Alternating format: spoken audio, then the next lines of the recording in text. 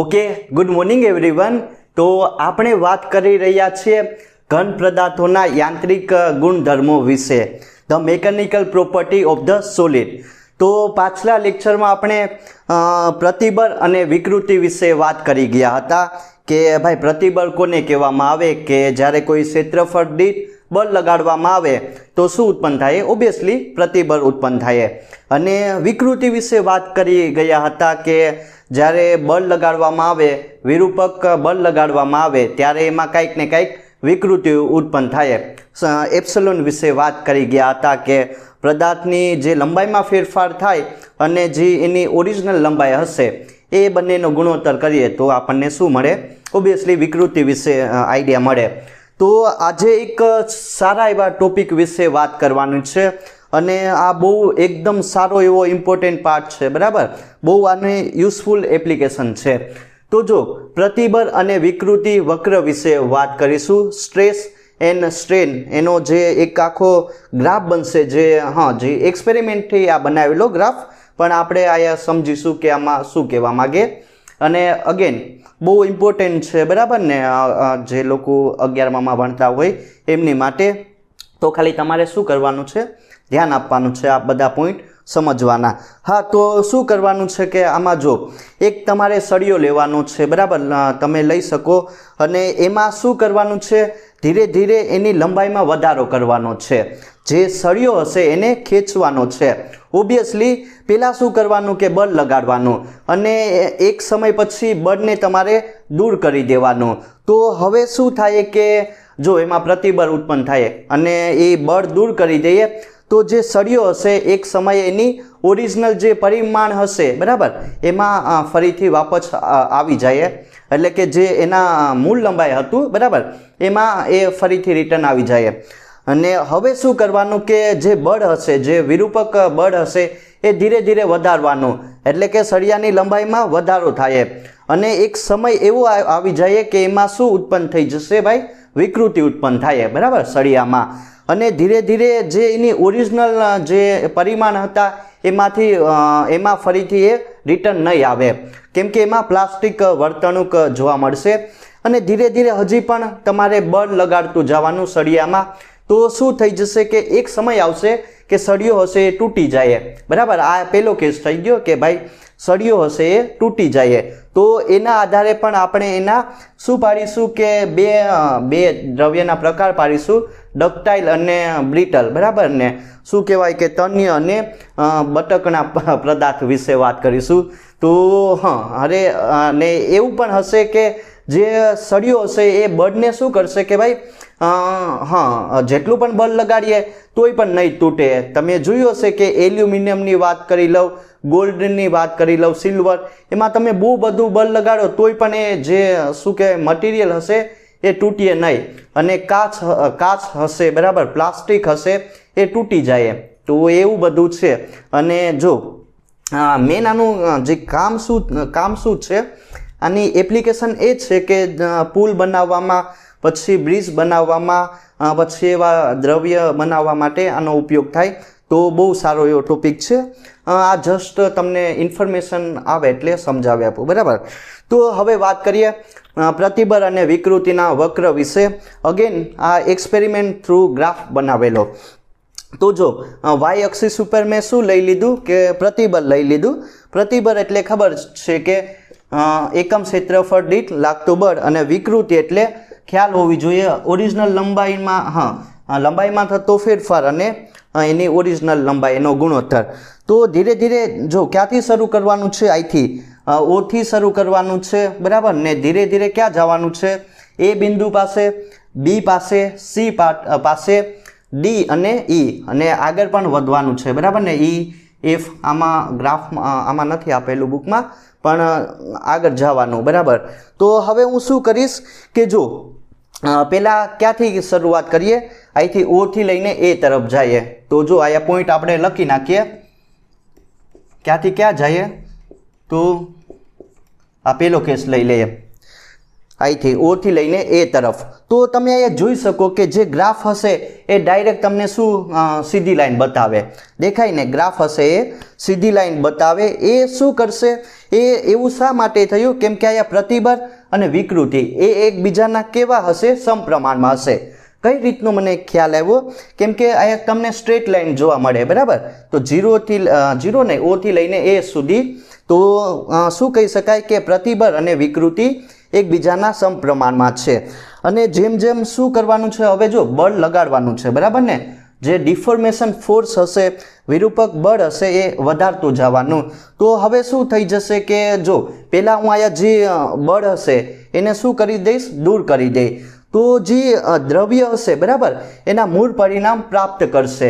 જેવી એની મૂળ જેવું એનું શું કહેવાય કે લંબાઈ હતી, બરાબર ને? એમાં ફરીથી રિટર્ન આવશે.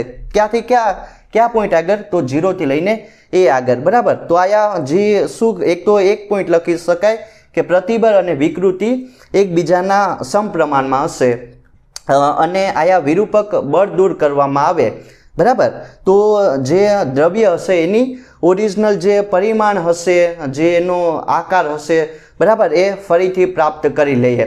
તો તમે જોયું હશે એવા ટાઈપના પણ એવા મટીરિયલ જોયા હશે, બરાબર? એને ધીરે ધીરે એમાં બળ લગાડવામાં આવે, લંબાઈમાં વધારો કરવામાં આવે અને બળ ફરીથી દૂર કરવાનું. તો એના મૂળ પરિણામ પ્રાપ્ત કરી લઈએ.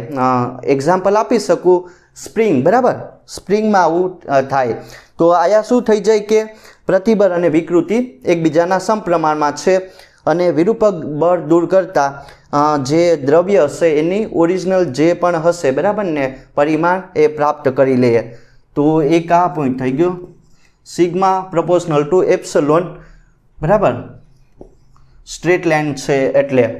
હવે ક્યાં જવાનું છે? તો કે ભાઈ પોઈન્ટ 2 આગળ જવાનું છે.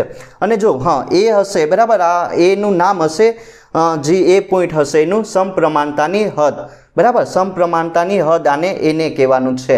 તો એક આ તમે લખી શકો, સમપ્રમાણતાની હદ. તો અહીંયા શું થયું કે is sigma proportional two epsilon, બરાબર? હવે શું કરવાનું છે? ધીરે ધીરે મારે આગળ જવાનું છે, એ થી લઈને બી તરફ જવાનું. અને જો આયા એક તો પહેલાં એ પોઈન્ટ હશે એ તમને સમપ્રમાણતાની હદ બતાવે. અને આયા શું કહેવાય કે જે દ્રવ્ય હશે એ સ્થિતિસ્થાપક વર્તણૂક, એટલે કે જે દ્રવ્યની ઇલાસ્ટિક પ્રોપર્ટી આપણને જોવા મળે, બરાબર? આયા શું હશે? સ્થિતિસ્થાપક વર્તણૂક. તો તમે લખી શકો સારી રીતના, બરાબર? આ ખાલી જસ્ટ તમને સમજાવવા માટે આઈડિયા આપું કે જે આયા જે દ્રવ્ય હશે એની ઓરિજિનલ પરિણામ પ્રાપ્ત કરશે. કેમ કે એમાં ઇલાસ્ટિક ગુણધર્મ જોવા મળે, ઇલાસ્ટિક નામની પ્રોપર્ટી જોવા મળે એટલે. તો અગેન હવે ક્યાંથી ક્યાં તરફ જઈએ? હવે એ થી લઈને બી તરફ જઈએ, બરાબર? બીજા પોઈન્ટ આગળ એ થી લઈને બી તરફ. તો આયા શું જોવા મળશે? ધ્યાન આપીએ. હવે જે વિરૂપક બળ હશે વધારતું જવાનું, બરાબર? આયા સુધી તમારે વધારવાનું છે, F સુધી. તો જો આયા જે બી પોઈન્ટ હશે એ તમારું શું હશે? તો કે ભાઈ આધીન બિંદુ, બરાબર? બી પોઈન્ટનું નામ મેં શું આપેલું? તો કે આધીન બિંદુ હશે, એ લખી નાખીએ. તો આયા શું થાય એ સમજીએ. તો આયા પણ જો પ્રતિબળ અને વિકૃતિ જો 0 થી લઈને 0 ને શું કહી શકાય? O થી લઈને એ સિગ્મા પ્રોપોર્શનલ ટુ એપ્સિલોન, બરાબર? ને સ્થિતિસ્થાપક વર્તણૂક હશે. પણ હવે એ થી બી તરફ જઈએ એટલે કે જો આયા તમને લખી જ નાખીએ, બરાબર? તો આયા જોઈ શકાય કે જે ગ્રાફ હશે, પહેલાં આયા શું હતું કે ભાઈ સ્ટ્રેટ લાઈન હતી, દેખાય? એકદમ સીધી લાઈન હતી. પણ ગ્રાફ આયા હવે તમને સ્ટ્રેટ લાઈન જોવા નથી મળતો. તો બીજો પોઈન્ટ આયા શું લખી શકાય કે જે પ્રતિબળ અને વિકૃતિ હશે એ એકબીજાના સમપ્રમાણમાં આયા નથી રહેતું, બરાબર? ક્યાં નથી રહેતું? તો કે ભાઈ આધીન બિંદુ આગળ. તો એક આ પોઈન્ટ થઈ ગયો કે જો જે સિગ્મા અને જે એપ્સિલોન હશે એ એકબીજાના સમપ્રમાણમાં નથી, એટલે કે પ્રતિબળ અને વિકૃતિ એકબીજાના સમપ્રમાણમાં નથી રહેતું, બરાબર? પણ એક પોઈન્ટ આયા એ આવે કે જો આયા હું શું કરા, ધીરે ધીરે જે વિરૂપક બળ હશે, જે ડિફોર્મેશન ફોર્સ હશે એને હું દૂર કરીશ. તોય આમાં શું થાય કે જે દ્રવ્ય હશે એના મૂળ પરિણામ પ્રાપ્ત કરે, બરાબર? આ એક પોઈન્ટ સારો એવો સમજવાનો છે કે ધીરે ધીરે હું ક્યાં તરફ જામ, એ થી બી તરફ જામ, બરાબર, જેને આધીન બિંદુ કહેવામાં આવે.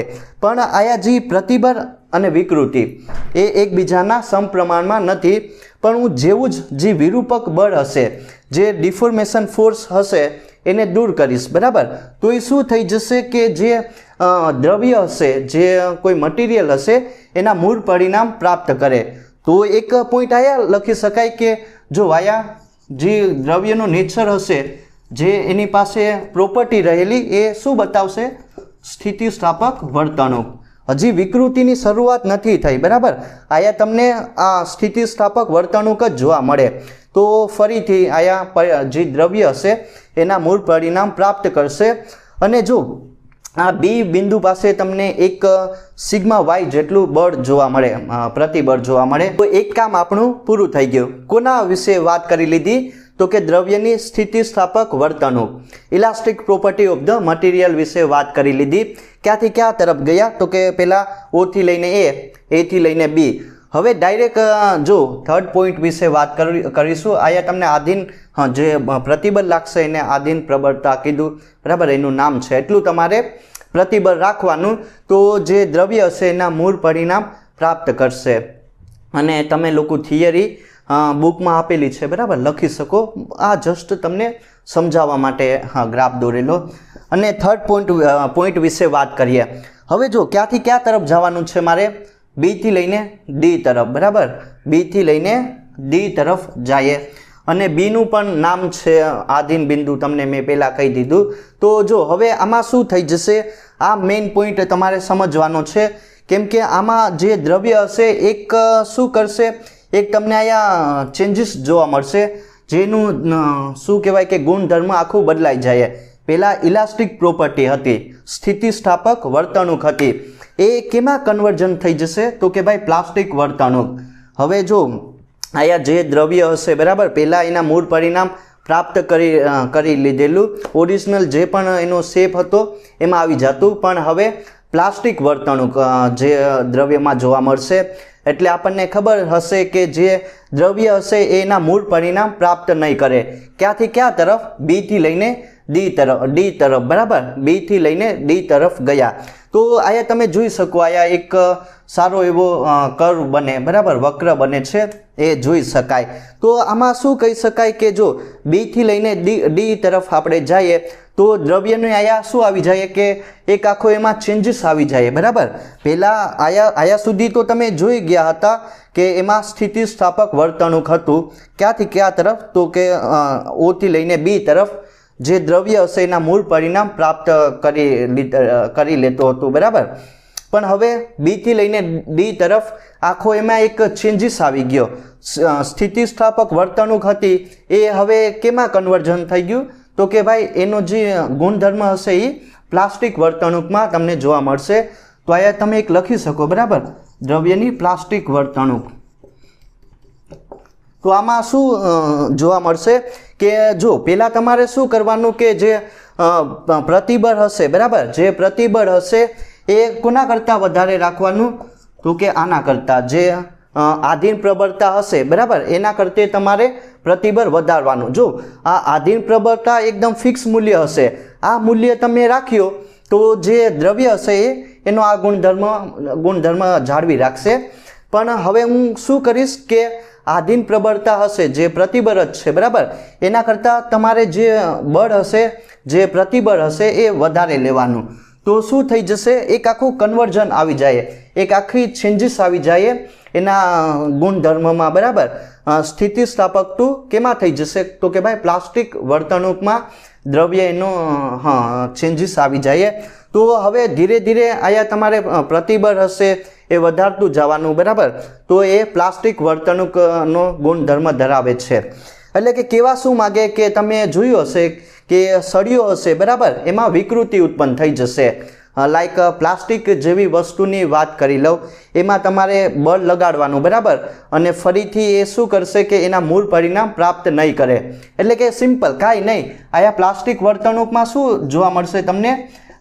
વિકૃતિ જોવા મળશે. આયા તમે જેમ પણ જે શું કહેવાય કે બળ હશે, બરાબર, જે ડિફોર્મેશન ફોર્સ હશે એ તમે દૂર કરો તોય પણ આયા પ્લાસ્ટિક વર્તણૂકના ગુણધર્મને લીધે દ્રવ્યમાં વિકૃતિ ઉત્પન્ન થઈ જશે. તો આ એક પણ લખી શકાય, બરાબર. આયા શું ઉત્પન્ન થઈ જશે? દ્રવ્યમાં વિકૃતિ ઉત્પન્ન થઈ જશે. અને વિકૃતિ એટલે કે આપણને ખબર કે હવે જેના મૂળ પરિણામ હશે એ દ્રવ્ય પ્રાપ્ત નહીં કરે. અને જો અને એ કયા પોઈન્ટ આગળ એમ થઈ ગયું? સી પોઈન્ટ આગળ, બરાબર. તો સી પોઈન્ટથી તમે જેમ જેમ આગળ જાઓ એમાં શું થઈ જશે? તો કે કાયમી સ્થાપન થઈ જશે, એટલે કે એમાં દ્રવ્યમાં વિકૃતિ ઉત્પન્ન થઈ જશે. ક્યાં? તો કે સી પોઈન્ટ આગળ, બરાબર. કાયમી સ્થાપન થઈ ગયું. તો આ એક ત્રીજો પોઈન્ટ થઈ ગયો. હવે જો આ ત્રીજો પોઈન્ટ બી થી લઈને ડી સુધી એમાં શું ઉત્પન્ન થઈ ગયું? તો કે ભાઈ પ્લાસ્ટિક વર્તણૂકનો ગુણધર્મ એમાં જોવા મળશે અને એના લીધે એમાં વિકૃતિ ઉત્પન્ન થઈ ગઈ. યાદ તમારે એટલું રાખવાનું. અને આ MCQનો ક્વેશ્ચન કે આયા પ્રતિબળની વેલ્યુ હશે એ આધીન પ્રબળતા કરતાં વધારે હોવી જોઈએ. હવે મારે શું કરવાનું છે? જો હવે મેઇન પોઈન્ટ આવે, બરાબર. અહીંથી જો આયા સુધી તો તમને સ્થિતિસ્થાપક વર્તણૂક જોવા મળી.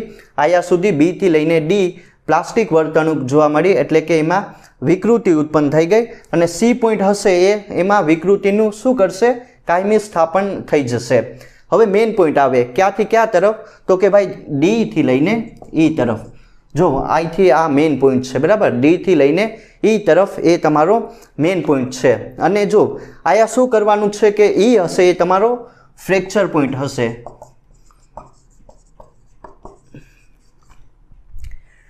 ધીરે ધીરે તમારે જે શું કહેવાય કે જે વિરૂપક બળ હશે એ વધારતું જ જવાનું, બરાબર. વધારતું જવાનું, એટલે કે શું થઈ જશે કે આયા તો તમને વિકૃતિ હશે એ ઓબ્વિયસલી જોવા જ મળશે, બરાબર. જેમ તમે વિરૂપક બળ દૂર કરો તોય પણ જે વિકૃતિનું મૂલ્ય હશે એ વધારે હશે, એટલે કે પદાર્થમાં ઓલરેડી આયા એનો પ્લાસ્ટિક વર્તણૂકનો ગુણધર્મ જોવા મળશે અને એના લીધે એમાં વિકૃતિ ઉત્પન્ન થઈ જશે. હવે શું થઈ જશે કે જે ફ્રેક્ચર પોઈન્ટ હશે ત્યાં જે પણ તમારું દ્રવ્ય હશે, બરાબર. મેઇન પોઈન્ટ છે ડી થી લઈને ઈ. આ સમજવા જેવો છે. ડી થી લઈને ઈ હશે એ તમારું શું હશે? ફ્રેક્ચર પોઈન્ટ હશે. એટલે કે જે તમે બળ હશે, જે ડિફોર્મેશન ફોર્સ હશે એ ક્યાં સુધી લગાડું? તો કે ભાઈ ફ્રેક્ચર પોઈન્ટ સુધી લગાડું. તો હવે ફ્રેક્ચર પોઈન્ટ આગળ શું થાય? જે પણ દ્રવ્ય હશે એ તૂટી જાય. મેઇન છે સમજવા જેવું. ફ્રેક્ચર પોઈન્ટ એ આગળ શું થાય કે હું જેમ જેમ ડિફોર્મેશન ફોર્સ વધારું, બરાબર. ઓબ્વિયસલી આમાં વિકૃતિ તો ઉત્પન્ન થઈ ગઈ જ દ્રવ્યમાં, બરાબર. ક્યાંથી? તો કે ભાઈ બી થી લઈને ડી. પણ હું હવે ડી થી લઈને ઈ તરફ જામ, એટલે કે જે બળ હશે એનું મૂલ્ય ધીરે ધીરે વધારું, એટલે કે ઈ પોઈન્ટ આગળ શું થઈ જશે કે ભાઈ એમાં ફ્રેક્ચર પોઈન્ટ ઈ પોઈન્ટ હશે એ ફ્રેક્ચર પોઈન્ટ હશે.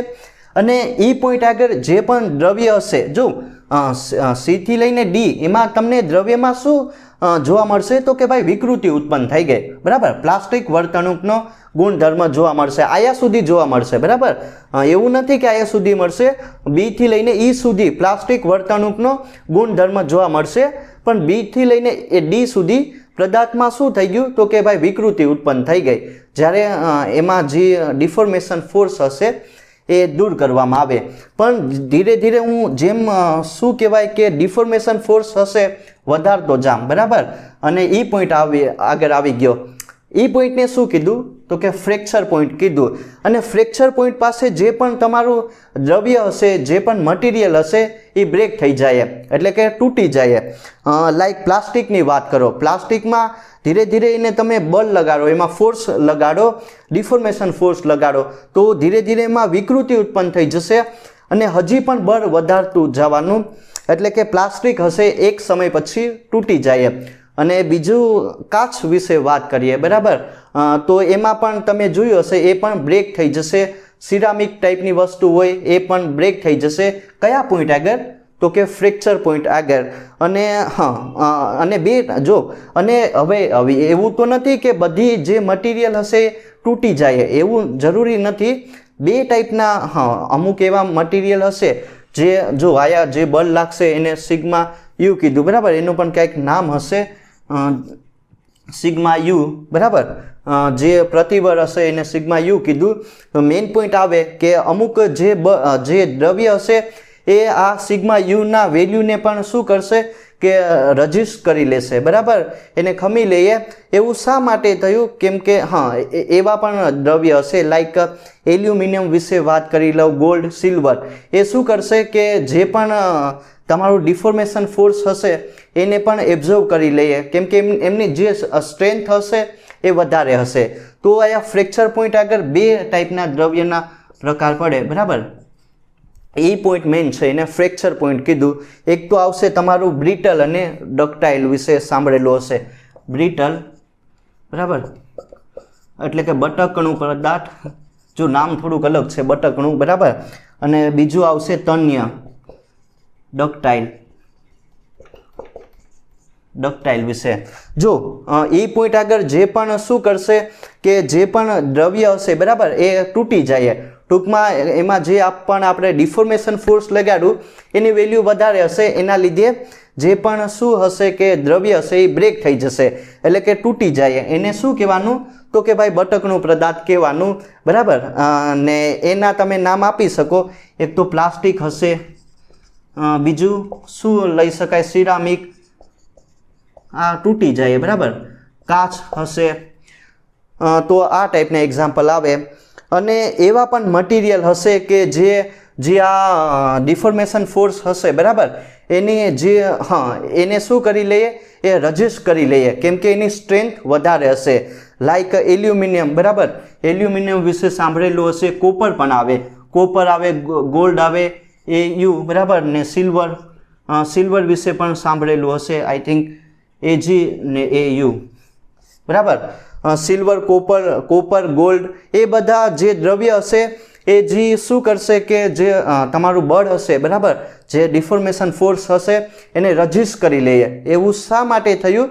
કેમ કે એમની જે સ્ટ્રેન્થ હશે અંદરની એ બહુ વધારે હશે. અને આનું તમને એક રિયલ લાઈફ એક્ઝામ્પલ પણ આપી શકું. અત્યારના સમયમાં તમે જોયું હશે કે એલ્યુમિનિયમનો જે હશે બરાબર એનો તાર બનાવવામાં આવે, કેમ કે એને બહુ એકદમ બહુ લંબાઈ સુધી એને ખીચી શકાય બરાબર, એટલે એનો તાર બનાવવામાં આવે. ગોલ્ડ તમે જોયેલું હશે, સિલ્વર જોયેલો હશે, એ રજીસ્ટ કરી લેશે. શું કરી લઈએ? જે ડિફોર્મેશન ફોર્સ હશે એને એબ્ઝોર્વ કરી લઈએ અને એ આમ તૂટી નહીં જાય બરાબર, સિમ્પલ એ બ્રેક નહીં થઈ જાય. અને એને તન્ય એટલે કે ડક્ટાઇલ મટીરિયલમાં એને આપણે શું કર્યું, કેટેગરાઇઝ કર્યું. અને અમુક વસ્તુ હશે તૂટી જાય, પ્લાસ્ટિક હશે, સિરામિક હશે, કાચ હશે. તો જો આ બધું થઈ ગયું બરાબર, એકદમ સિમ્પલ છે અને થિયરી તમે લખી શકો. આ ગ્રાફ તમારે સમજવાનો છે.